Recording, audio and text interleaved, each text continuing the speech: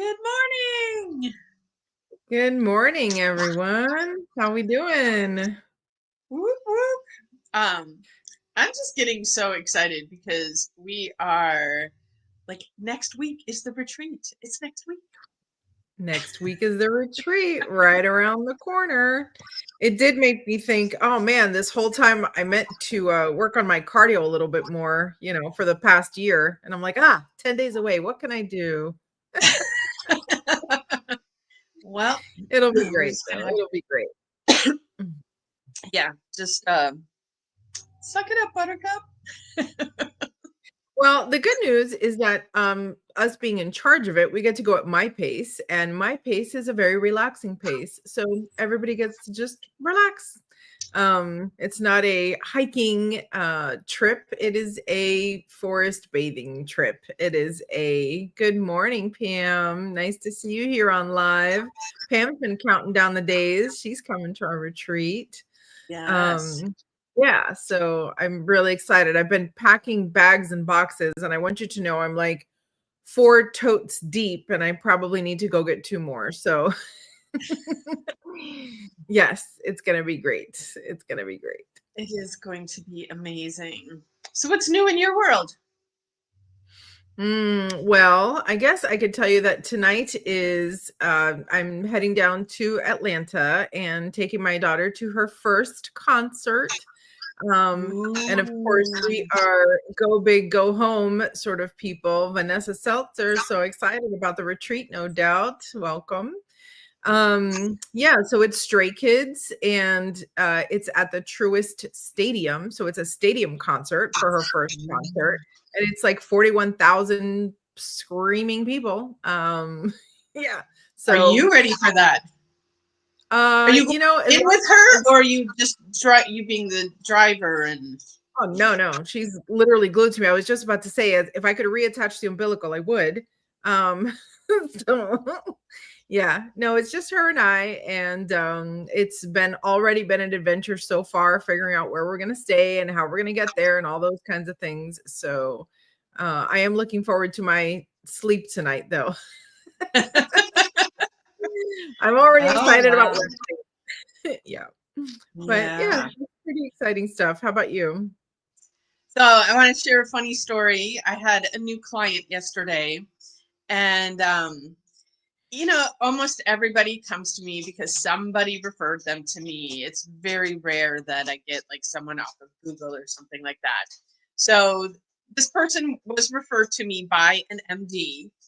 And so he sits down in his chair and he's like, my problem. And I'm like, well, I've been told that you have some pain, but I'd love to hear it from you. And when he's done, he's like, what are you going to do to me? Well, he goes, I'm looking around. It looks like you do magic. And I'm like, oh, that's what most people call it. So yes, I do magic. Nice. And it was just so funny because yes, the word that most people use to describe what I do in my healing sessions is magic. But here for this first timer to come in and I haven't even done anything yet, and he's like, it looks like you do magic. Magical yet. That's so funny. Well, that's, if you really think about it, magic is a matter of perspective. I've been dealing with shoulder pain for a while, and I started seeing a PT/functional medicine doctor up here, and she's doing something called a stem wave treatment. And so it's like this machine that sits here, and it is like the loudest zapping, banging, weird, and it's all of like a 3-minute treatment. Like, it's not that long. And I'm starting to feel better. So I guess if you didn't understand it, you would call it magic too, right? So when it comes to all the woo-woo stuff that we talk about, manifesting and creating the life that you want and things like that, is it really magic, or is it just that you haven't peeked behind the curtain yet? So I'm excited about that part of the retreat. I think one of my big missions is demystifying everything, because it doesn't have to be magic, like the power of prayer.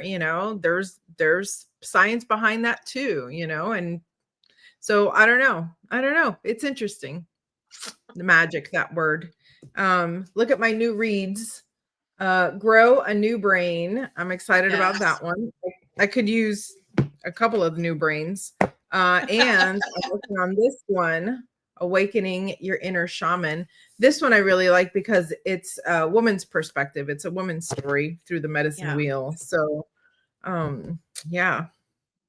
Well, it's so interesting that you mentioned that. This weekend, I did back-to-back sweat lodges. Saturday, we Wow. had a special women's only. It was a private group, but since the sweat lodge lives in my backyard, I was invited to join them.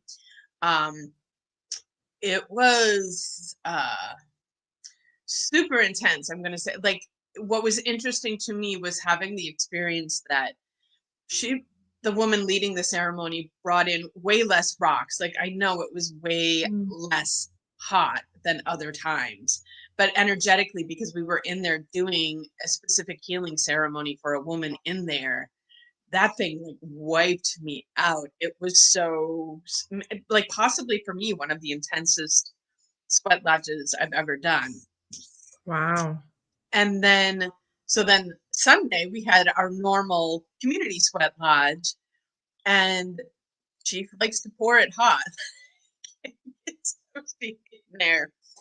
But one thing that he chose to speak about inside, because I always say going into a sweat lodge ceremony is like going to church. The person leading the ceremony, you know, kind of gives mini sermons throughout the course of the sweat lodge, and we all pray and we sing songs. So it is very much like going to church. But one of the things that he chose to speak about on Sunday was how, like, historically it was women leading Mm. all of these things.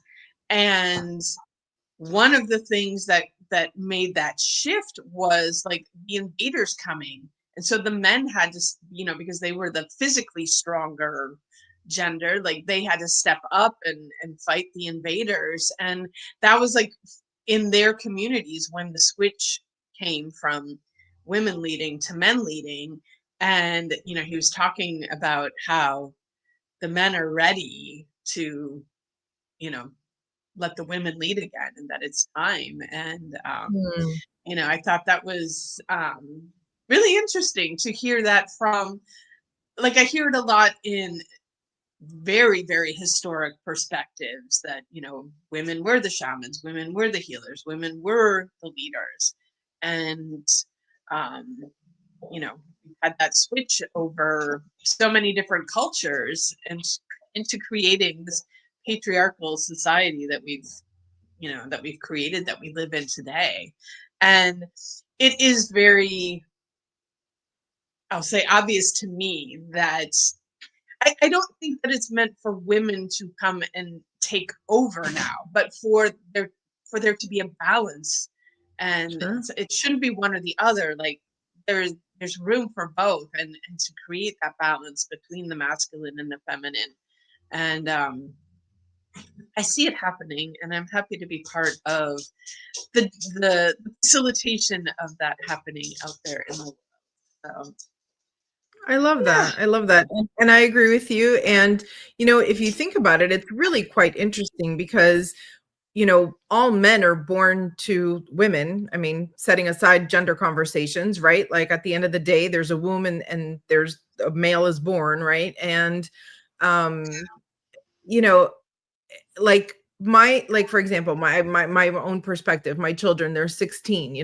My son still very much looks to me as a leader in our home, right? Of course he also looks at his dad too, but his dad is still his mother's son, right? So female guidance is still the leading guidance. It is. So the question is, at what age do men or boys turn into men and all of a sudden women become stupid? Like, what what age is that? Because last I checked, your survival still depends on me, right? So it's really interesting how insidious those type of things are, because for those that have good relationships, like loving your mom is like a really cool thing to do, you know? I always send my kids these videos of somebody will stand outside of a like an athletic locker room, you know, like an NFL locker room, and they ask, you know, when was the last time you talked to your mom?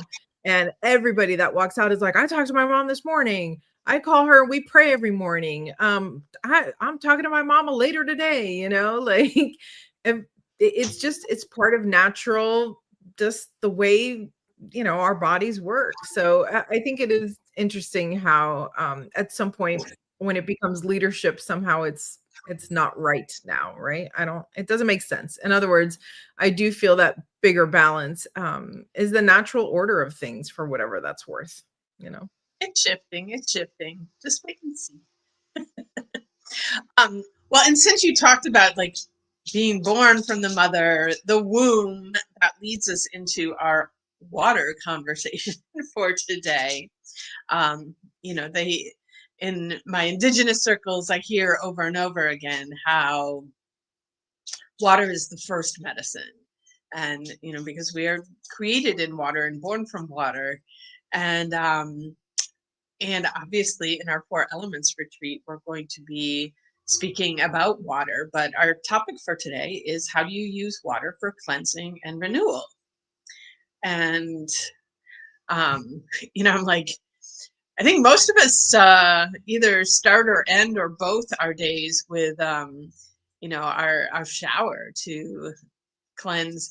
You know, I don't know if you've, I'm sure you have, like taken a mindful, intentional shower. Because I think most of us step into the shower and just, you know, wash the grime off, wash the grease off, and dry off and go about our day. But like when you step into a shower and take that shower intentionally and mindfully, it's a completely different experience.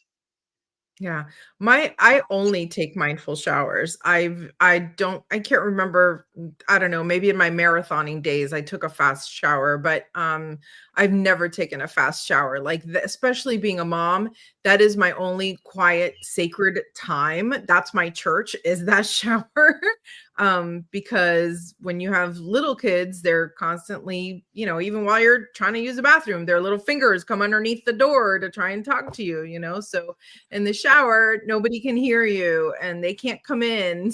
So showers have always been a really good place for me. As a matter of fact, the way my bathroom is set up, I have like two overhead lights, and then in the next room, there's like the actual commode light, you know, the light over the commode. And so I turn that light on. So I basically take a shower in the dark, pretty much, like just enough light to see what I'm doing, but pretty much it's that. And then, of course, I have a window that looks out into our little forest. And so it's always like a mindful place for me. So that for me is definitely a huge, huge point of renewal for sure. That every day, that's no matter what, I get my peaceful shower. So I do love that. Um, I also like all the ceremonial and ritualistic ways of using water, you know. There's a lot to be said for sitting by a natural body of water and just letting it flow over you, you know. It, I love that. I love that. Um, and I know you relate because I know you are not a beach person either, but sometimes I get like, I don't even know what the right word is, but you know, I live here in Florida, you know, a couple miles from the beach, and I just like my skin does not like the sun. I do not like the grit of the sand, but there's this huge, beautiful ocean out there to cleanse in, and I just it is so. I'm like I've been in Florida for 30, I think it's 34 years or something crazy like that, and no, 32 years.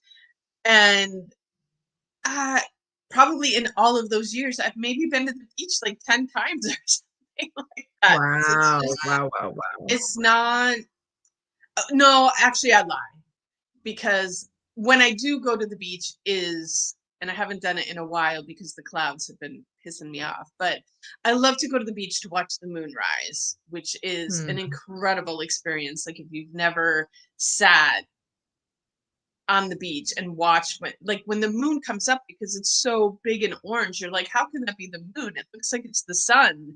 And then as it gets higher in the sky, it becomes white. But I'm sure it's just like all the atmosphere and stuff that you're looking through it at that lower level. It's a truly incredible experience. Um, and when you also think about like the moon is associated with the water, so being there, experiencing the moon and the beach and the ocean Yeah. is very beautiful. So I take back my original statement of going to the beach less than 10 times, but during the daytime for like ocean experience, yeah, it's been so little because I can't do the sun, and there's not much shade at Florida beaches unless you like haul the big ass umbrella with you, and I'm not a hauler person either. I'm a minimalist, so I think but my beach aversion is just the sticky sand, really. But the ocean itself, I can appreciate. Um, I have always felt that the ocean was cleansing in a way. Like, I don't know, your skin is always, well, at least my skin always felt better after being at the beach. And so many different cultures, the answer to illness is to go outside, whether it's to go up the mountain into the high forest, or whether it's to go to the beach and breathe in that good salt air. So I do think physically, medically, there's a lot to be said for being at the beach.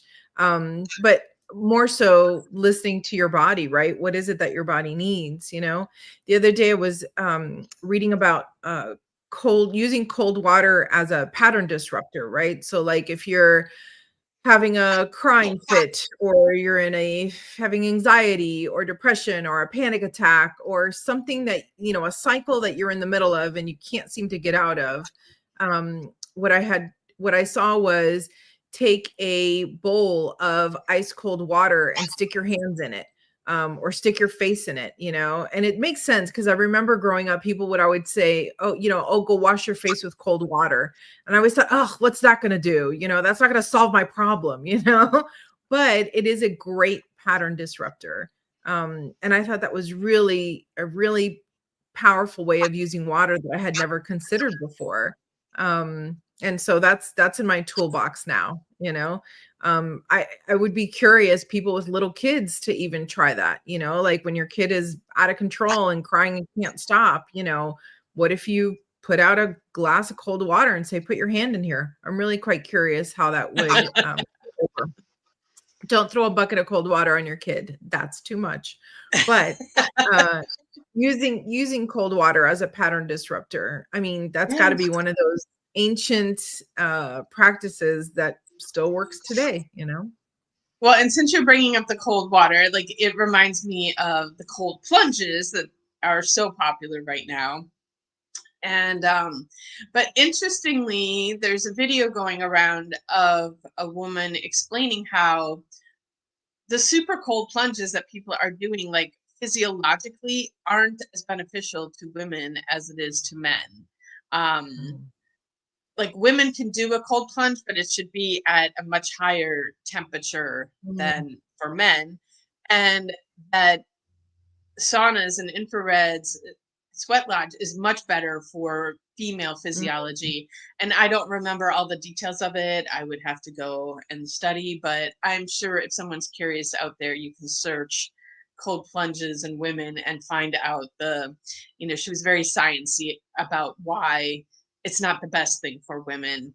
And sweating is actually better for us. So that must be my. That's really interesting. I wonder if it also has to do with like whatever is going on in your body, right? Like whether if you have full body inflammation, is one better than the other? Or if you're in perfect health, is one better than the other? Or if you're at a certain age, is one better than the other, I think all roads lead to the same place, which is listen to your body, what works Absolutely. for you and what doesn't, Yeah.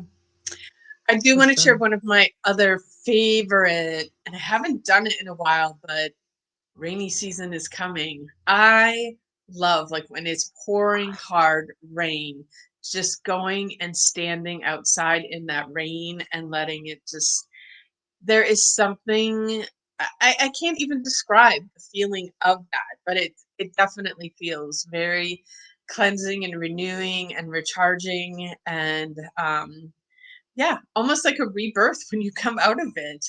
And I have gotten better. Like the first time I went and did it, I just like instinctually ran out there and stood out there and was like, ah. And then it was time to come back in the house, and I was like, oh crap, That dripping is the truth. wet. I just had to come in my house, like dripped water everywhere. Now I get organized. I have a towel by the doors and That's can funny. semi dry off before I come in. But Yeah. if you've never tried it, like I just so recommend going out there, just like I just go in whatever clothes I'm wearing and just let the rain pour on me, and that Yeah. is like I'm just so happy thinking about it. I'm like, can it rain today? It looks pretty sunny out. That I'm so is happy about definitely a warm weather activity. We've had some pretty intense rains here recently, and it does draw you outside. I mean, being that my house is surrounded all by these really, really tall trees, and of course it's summer, so they all have all their leaves on. So when it rains here, it's visually fascinating because you see these giant, giant, thick trunk trees swaying in the wind, and then when it's a lighter rain, it's literally a song. I mean, it sounds like a rainforest. Like you can hear it going through the leaves and everything, and it just begs for you to be outside. So the other day, my partner was staring at me because I kept popping out of each door, trying to figure out which door I could go out of without getting completely wet because the rain's still a little cold. And I'm like, but I want to be outside, but I don't want to get wet right now. So, You but need there's to get definitely like the full body rain suit, like it's a jacket and pants, and then you can just go stand out there and um I own all of that. I just it wasn't the right time to do all of that. But yes, I do have like some covered areas so I can stand outside, but then it's like the mist, you know what I mean? So then mhm. you end up all wet anyway. And we were going to dinner or something, whatever. It wasn't the time. But that it definitely pulls you outside. Absolutely. I mean, honestly, when I was a kid, I remember we used to have a front porch. So you could sit outside on the porch while it rained and just be in the rain without, getting totally soaked. That I think is a beautiful experience for sure. Love that.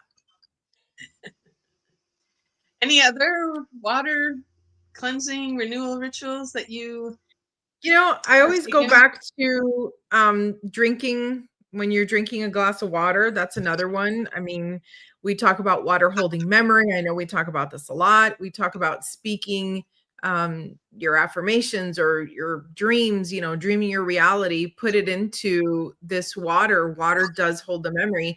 And then as you drink it, know that it's cleansing you. I always bring up, what is the opposite of that? Imagine that water holds memory and you are having your cup of coffee at work on a Monday, talking crap about someone else or hating your boss or whatever it might be.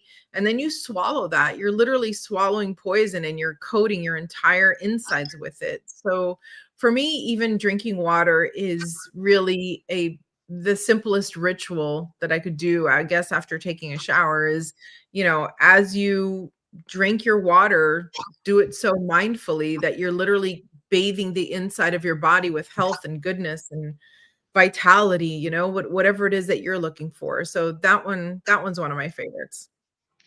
I'm probably going to get some haters out there what I'm going to talk about right now, but I just you led me into it, so I have to do it. Um like water drinking has become such an obsession, an addiction in our society. And yes, we need water and we need to drink water. And there's a lot of people out there that are dehydrated, that are not drinking enough water. Um, but even like if you're just drinking water, a lot of times it's not even hydrating you, because the quality of our water is so crappy. But this whole, like people fill up these giant bottles of water and carry them around with them all day, and like they got to drink 3 of them every day to think that they're fully hydrated. And I'm like, I don't know, but we all, like all the generations before us, like nobody was guzzling that much water and they all seem to get through life just fine. I'm like, for me personally, I think all of us just need to get more tuned in with our body, and like we'll know how much water we need. Like even with all of the sweating that I did over the last 2 days, um, I didn't feel the need to guzzle a cajillion gallons of water. I did. I drank water prepping. I had my magnesium, and um, like I feel good. But other people are like, make sure you drink plenty of water. Make sure you drink plenty of water. And I was like, no, I tuned into myself and said, how much water do I need? And then give gratitude to the water. There's people living all over this planet that don't even have access to clean drinking water. I mean, there's people that go days without drinking just pure water. And um, yes, drink your water, drink it mindfully, respect and honor the water, because it is a resource out there that needs respect and honoring and protection.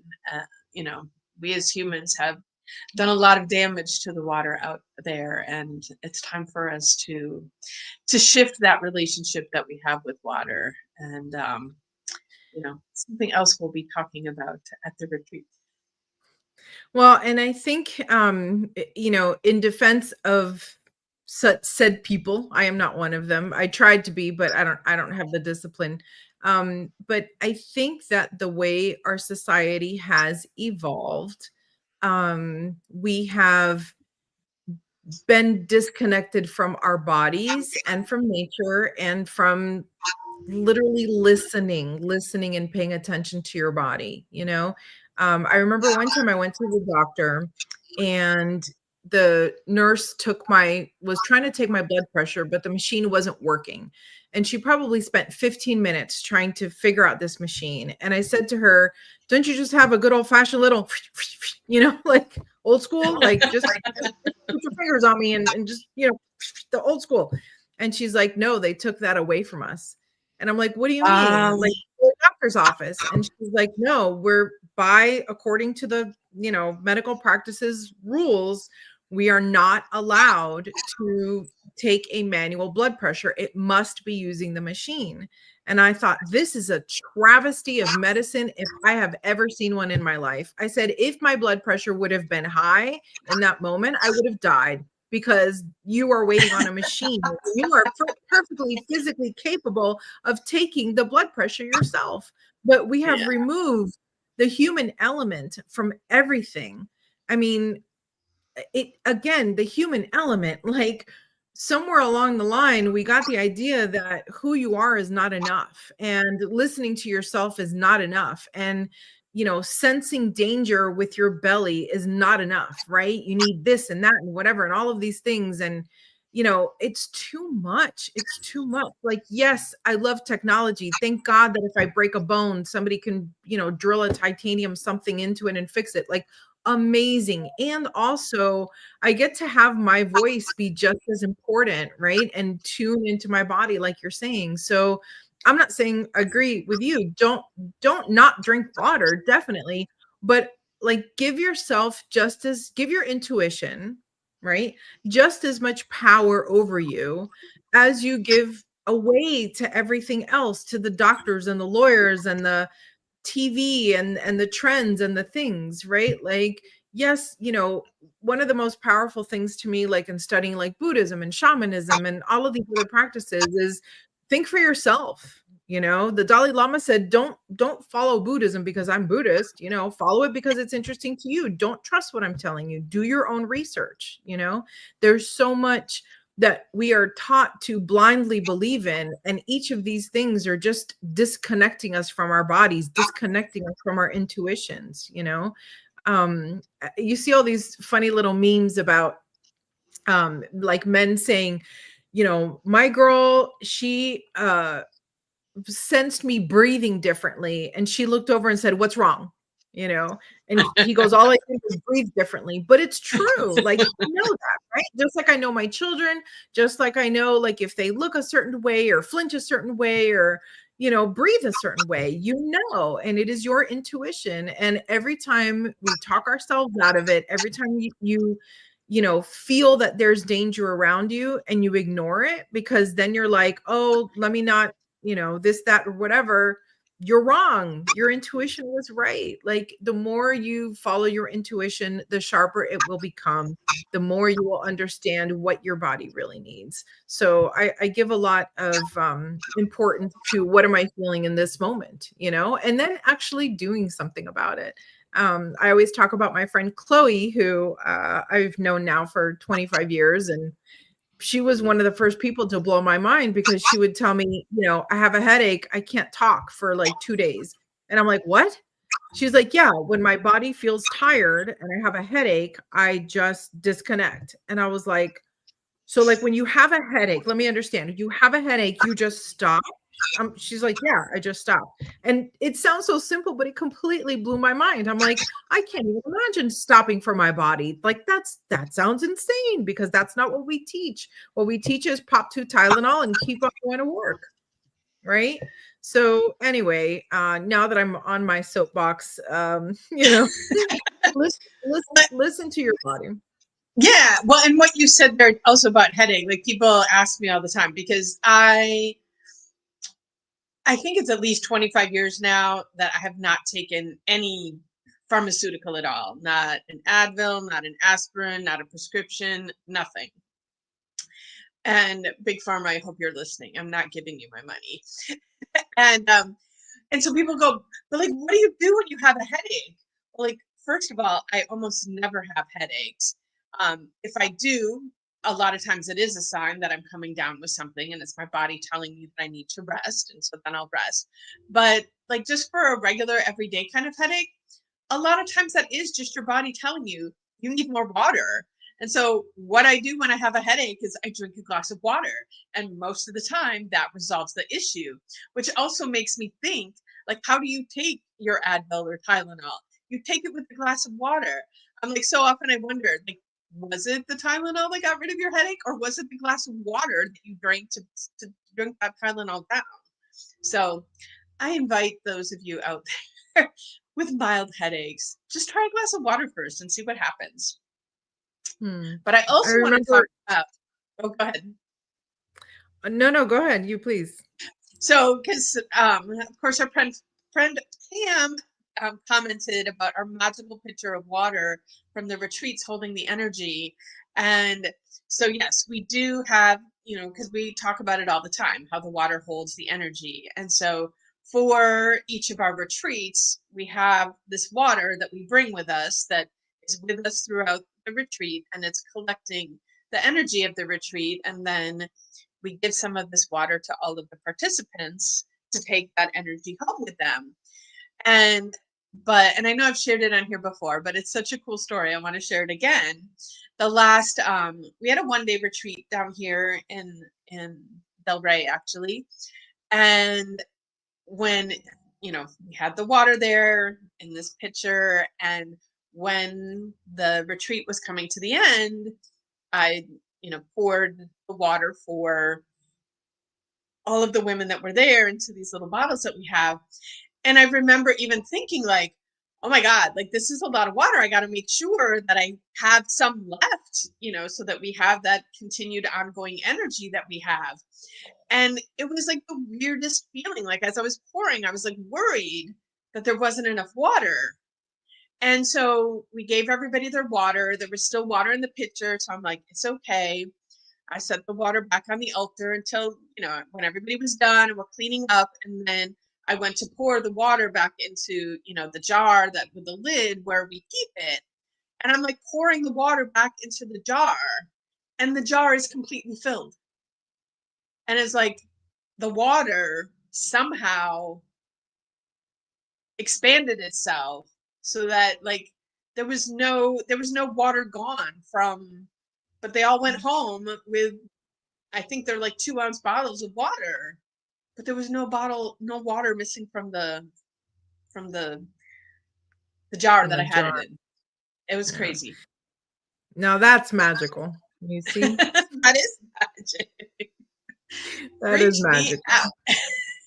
And and it's like I've experienced so many magical things like that have no explanation for how did that happen. There is no explanation for how that happened, but it did. I witnessed it, and so Yeah. yes, there is magic out there in the world. Well, and step one is connecting with it, connecting with yourself, really, doing so mindfully. So back on to being mindful, that's the way. I'm gonna one more plug. I know Pam got it. Pam started reading it. Pieces every step. Start there. Baby steps. So Yep. well, we have had a chock full episode today. I hope you We guys have have. gotten some value out of that. Some good Beautiful. practices. Yeah. And one last plug, there's still a bed for you. If you want to join us on the retreat, we would love to have you. But you got to sign up by Thursday. If you haven't signed up by Thursday, there is no more chance. So Yep. reach out if you're interested. We would love to have you with us. And have a wonderful day, everybody. You're so funny.